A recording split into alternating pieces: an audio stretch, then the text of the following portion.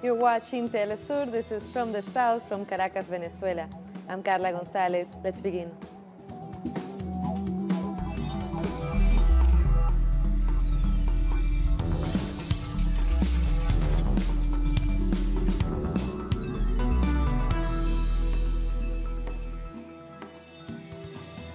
The first migrant caravan continues towards the United States. It is 3 weeks since the first group began their journey from Central America. This Sunday, many migrants scrambled to get on the back of trailers as they left the central Mexican city of Querétaro. This comes just days after U.S. President Donald Trump suspended the entry of migrants through the U.S. southern border for 90 days. He signed a decree that will bar migrants who cross the border without authorization from receiving asylum in the United States. There's no solution for this. They don't care. Every crazy individual gets on. They don't care. So to get on with a child, no. They don't understand. But we are going on. The US president, those from Central America as well as the Mexican one, could reach a positive solution so as to find what we are looking for. We are not looking for grandeur, for riches. What we are looking for is a better future, not riches, but something that can sustain our children. A better education, something more than what our own country gives us. Let's hear from our correspondent Pablo Perez from Mexico, who is with the main group of the caravan. We are here on the road from Querétaro to Irapuato in Guanajuato, so we are still on a highland plateau in the center of Mexico, with another 2,600 kilometers to go to reach Tijuana on the border with the United States. This is the destination which these migrants decided on in their assembly. One group of migrants, the advance guard of the first caravan, is already in Guadalajara, the capital of Jalisco state. But the majority, about 3,800 migrants who slept in a stadium in the state capital, are now at the toll gate of the highway, waiting for an opportunity to get a lift on a truck or even a bus to get to Irapuato, where they aim to spend the night. Although it is possible the same groups may choose to keep going and try to reach Jalisco today. Yesterday, a group of about 200 decided to leave this caravan and take a different route northwards to the U.S. border. They want to go northeast to Reynosa in Tamaulipas to cross into Texas. Throughout this journey, there are lawyers from the United States, Latinos who are advising the migrants, explaining the options they have to enter the U.S. legally to seek asylum or refugee status when they get to the border. From Querétaro, that was Pablo Perez. Meanwhile, in the United States, citizens and activists from El Paso, Texas, have held a protest against the militarization of the Mexican border. The demonstrators condemned the show of force by the army and immigration authorities to intimidate members of the migrant caravan. They also said they were demonstrating against the xenophobic policies of President Donald Trump, who treats migrants as invaders and criminals. So we're gathering here today to actually protest the militarization of the border. That's one of the areas. The United States has deployed already more than 5,000 active soldiers at the border with the purpose of stopping immigrants, children, mothers and fathers. I mean, the so-called caravan. The president has been quite successful in painting immigrants as criminals as a part of his racist rhetoric. So I think it is worrisome. I mean, that doesn't represent our American values. So today we're gathering, protesting against that militarization, but also in support of immigrants, in support of those families that are coming in the caravan. They need to know that there's people in the United States that actually are worried about them, that we're going to welcome them, because if they are fleeing violence and persecution, the United States is the place that actually they can go and get some. They're using our communities for a political ploy and consequently as a war zone. And unfortunately, our communities then become the collateral damage for these political games and political theater that President Trump has been trying to put forward in order to justify funding for a border wall. A group of Venezuelan migrants has left Chile to return home as part of the government's program to help Venezuelans in difficulties abroad. Our correspondent Paola Dragnich was with them at the airport. The last Venezuelan migrants are boarding this first plane to leave Chile as part of the Return to the Homeland Plan. It's a special charter with Conviasa, carrying 89 Venezuelans who signed up for the program. It's been an emotional day. The flight is about to leave from the international airport here. We have been following them. Many of them came to Chile with the idea of starting a new life, but now they have decided to go home. They told us that although the situation is difficult in Venezuela, they want to go back to work and help their country overcome the economic siege imposed on it. So, these 89 Venezuelans are joining the more than 8,000 who have benefited so far from the program. That was Paula Dragnich from Santiago. The president of Cuba, Miguel Díaz-Canel, has visited Laos on the last leg of his trip to Europe and Asia. Díaz-Canel met with his counterpart Bunang Borachit in the presidential palace, and he signed several agreements on banking and sports.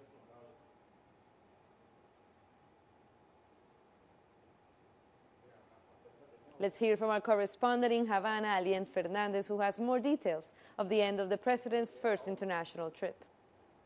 De este modo está concluyendo esta extensa gira que el The president of Cuba, Miguel Díaz-Canel, has ended his first international tour of several countries in Europe and Asia. His final stop was the Republic of Laos. There he held several meetings with the top government officials, headed by the country's president and the president of the National Assembly. Both nations have praised the visit of Díaz-Canel as a way to strengthen trade, economic, and political ties. They signed cooperation agreements in banking and sports. During the last couple of years, dozens of students from Laos have traveled to Cuba to study in areas such as medicine, at the Latin American University of Medicine, Engineering, and Law. The two countries established diplomatic relations in 1974, with excellent strategic results in different political and economic aspects. Laos is the last country on his international itinerary, which started in France and then continued to Russia, China, and Vietnam. From Cuba, that was Alien Fernandez. Coming up, we have more stories. Meanwhile, you can follow us on Twitter at Telesur English, and you have my account as well, Carla G. Telesur. Give us a follow and some retweets.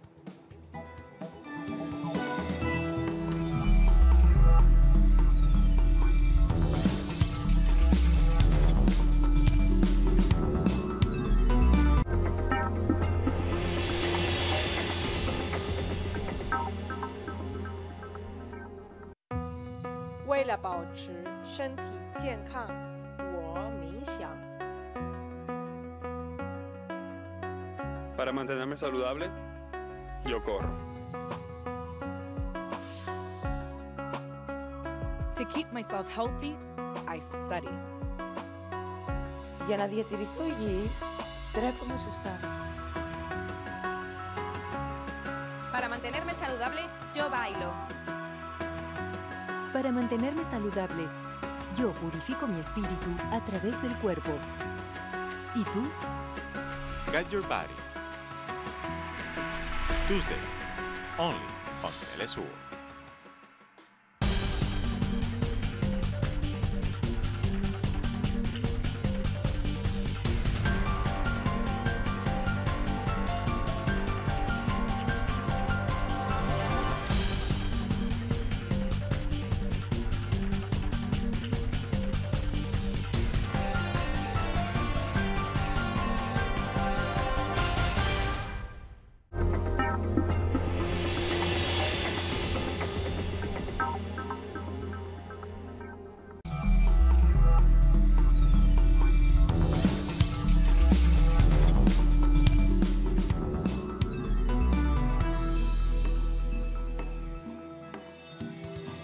Welcome back.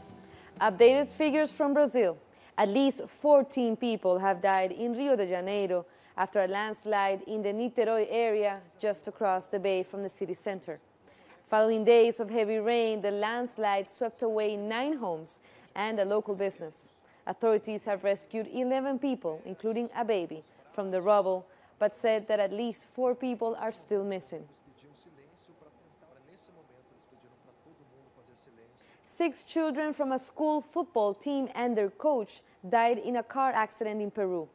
The bus was taking 15 players and fell to a ditch 90 meters high before reaching the city of Chachapoyas. Our correspondent Jaime Herrera said on Twitter that they were all between 13 and 14 years old.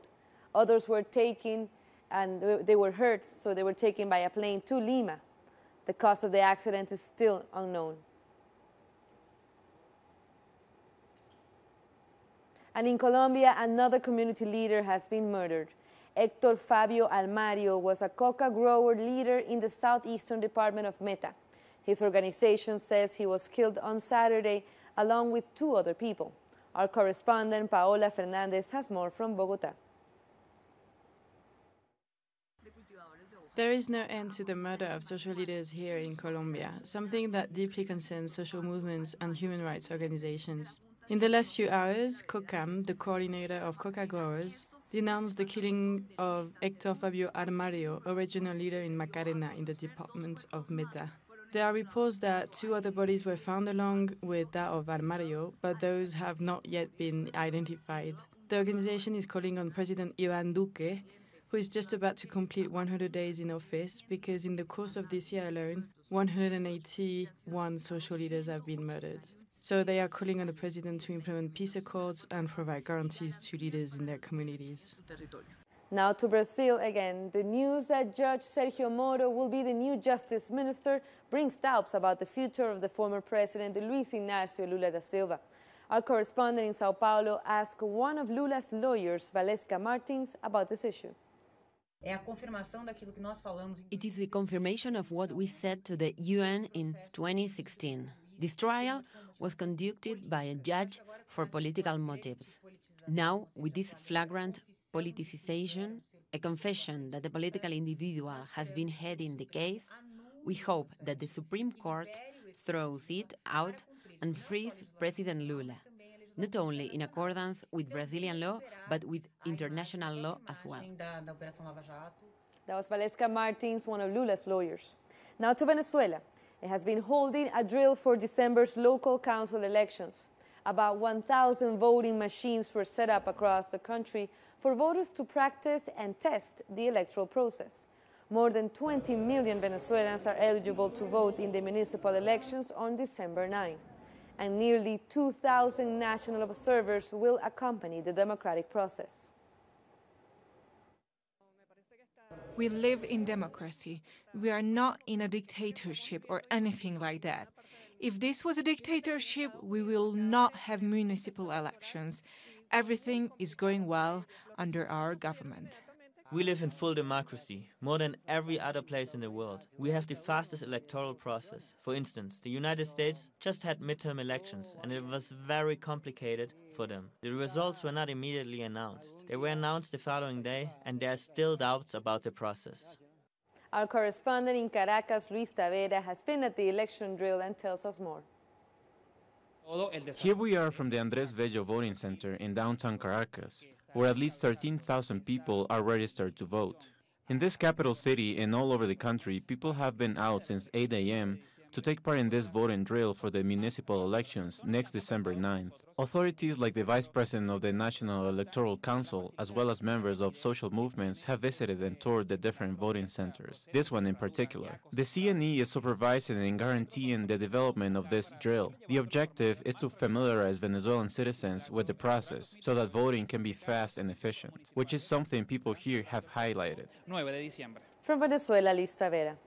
In Bolivia, a group of artists have immortalized indigenous leader Tupac Katari in giant stone statues in the town of Peñas, where he was executed by Spanish troops while fighting for independence. Let's take a look. With each hit of the chisel, the stone slowly takes form under the artist's hands. Every sculptor creates their own version of the indigenous leader. Tupac Katari laid siege to the city of La Paz in 1781 with an indigenous army of 40,000. He held the city for months against Spanish colonial troops until his capture.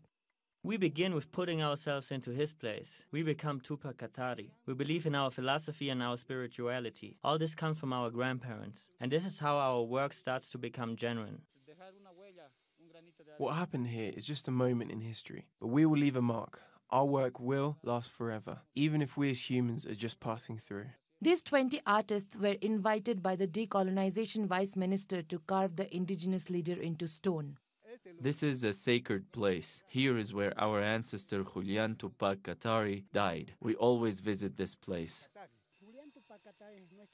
Julian Tupac Katari, our condor, was dismembered in this town, Peñas.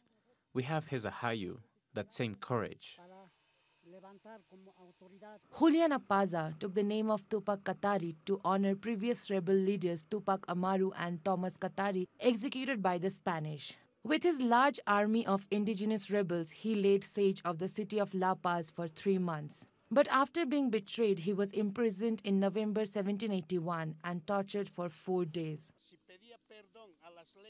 If he would have asked for pardon from the Spanish rulers to forgive him for trying to recover his territory and the freedom of his people, if he would have begged for it on his knees, he wouldn't have been executed. The remains of the rebel leader were scattered across the provinces of La Paz as a warning. Some months later, his wife, Bartolina Sisa, who overtook his place as the leader, suffered the same fate after also being betrayed. This is a very powerful story, and that's why it is hidden from us. If our youngsters will know about our history, they will be proud of being indigenous, of being Aymara, of being Quechua. The fact that this is not taught is a problem we all feel in our blood. The current government has been trying to recover history. Here, in Peñas, just 50 kilometers from La Paz, the house where Katari was imprisoned and tortured for 4 days has been renovated. This is also the place where he was tied to 4 horses and torn into pieces. A way to remember Tupac Katari. Indigenous hunters in Bolivia are trying to bring back caimans from the brink of extinction.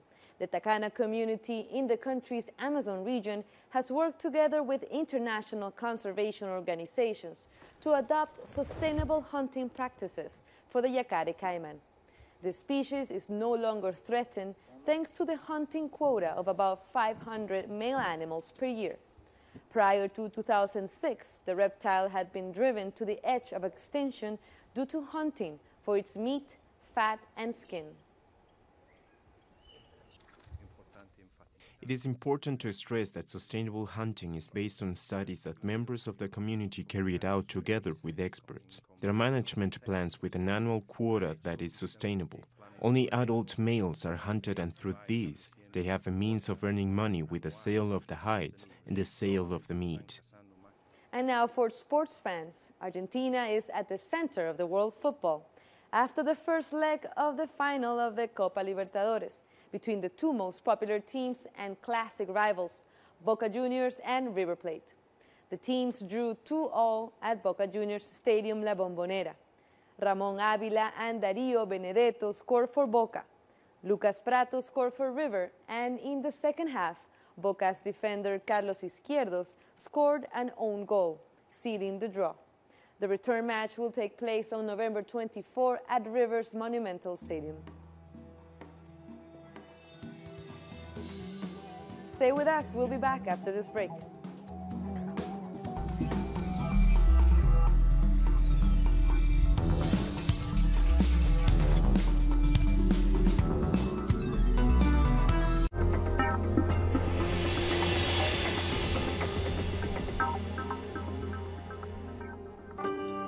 Enjoy our programming from Monday to Friday, where you'll find the best information on culture, innovation, conservation, human well-being. Keep up to date on the latest innovations in science and technology with Atomun. The habits and knowledge you need to live a healthy lifestyle are on Guide Your Body. Environmental consciousness is required to preserve our Earth. Undergo your transformation on Green Zone. All about equity, diversity, and respect for identities on By Gender. Cultural manifestations, the art in all its forms, and the stories of real lives. Every day we feature a wide variety of content. Only on Telesur, the news source from Latin America and the Caribbean.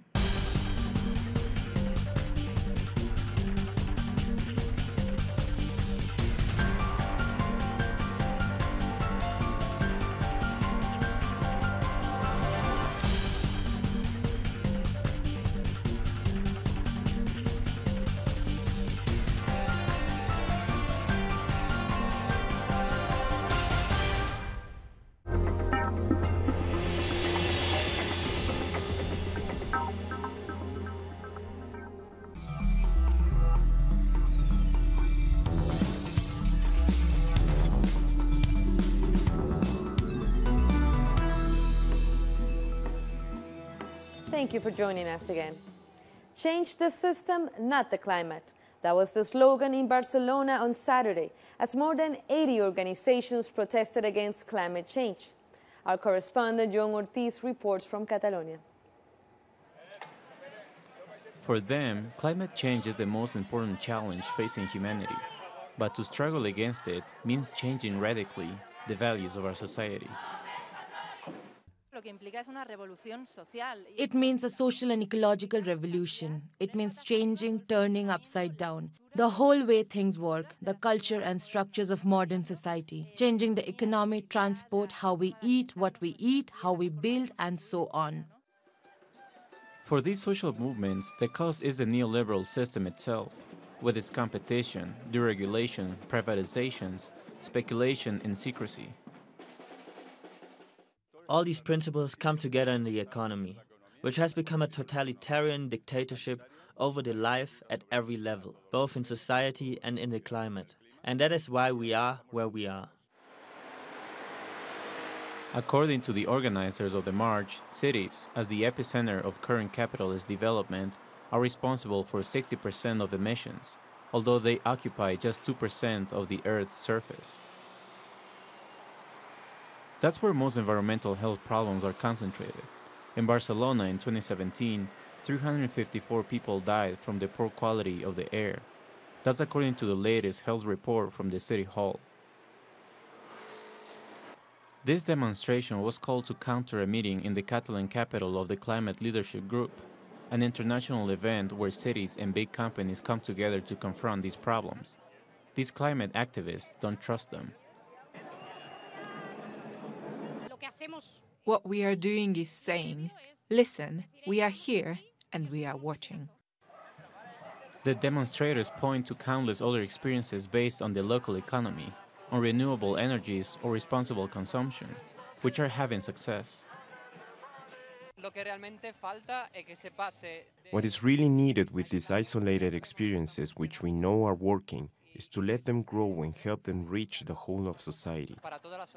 So stopping climate change is not an option, it's a necessity, which demands a change in awareness for all of us.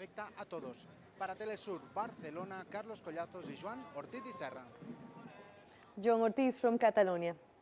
Hundreds have gathered in Paris to protest against U.S. President Donald Trump when he attended the ceremonies marking the 100th anniversary of the end of World War I. Floating above, as we can see, was Baby Trump, a 6-meter-high blimp depicting the U.S. president.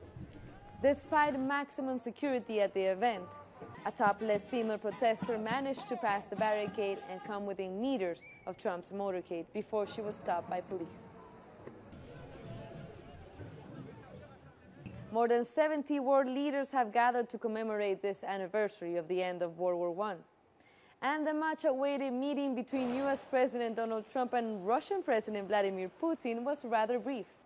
They both attended a lunch meeting organized by French President Emmanuel Macron alongside with other leaders, including Germany's Chancellor Angela Merkel. The U.S. and Russian presidents are expected to hold formal talks later this month at a G20 summit in Buenos Aires, Argentina. During this event, Putin praised Macron for calling to create a European army, a suggestion that President Trump labeled as very insulting. In principle, Europe is a powerful economic entity, a powerful economic union, and it's quite natural that it wants to be independent, self-sufficient, and sovereign in matters of defense and security. I think all in all, it's a positive process in terms of strengthening the polycentric world. That was Vladimir Putin.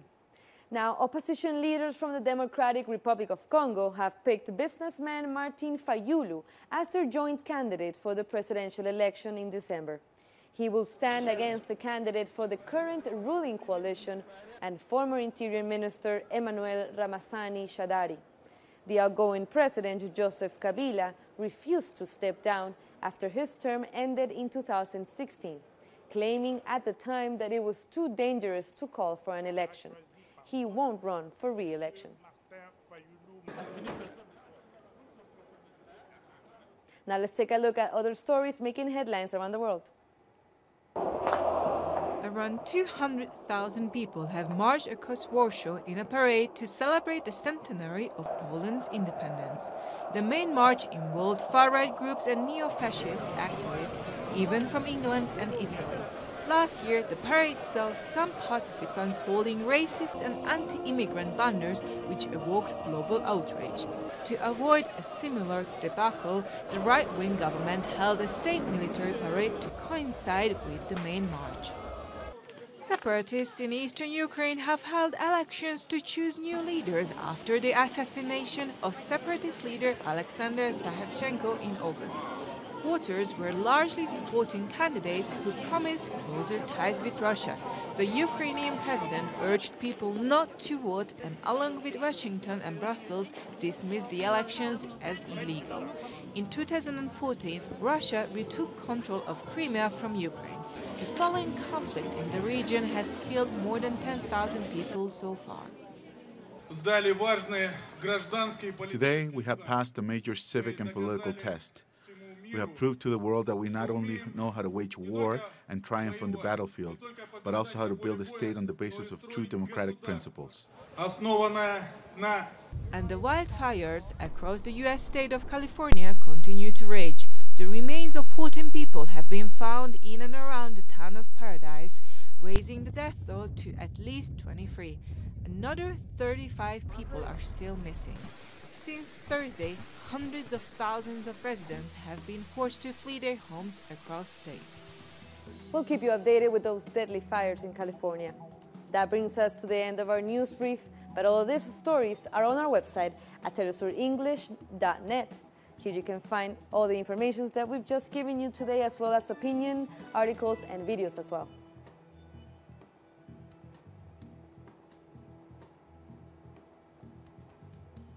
And also be sure to like us on Facebook and follow us on Instagram as well. I'm Carla Gonzalez. Continue watching Telesur, connecting the Global South. Until next time.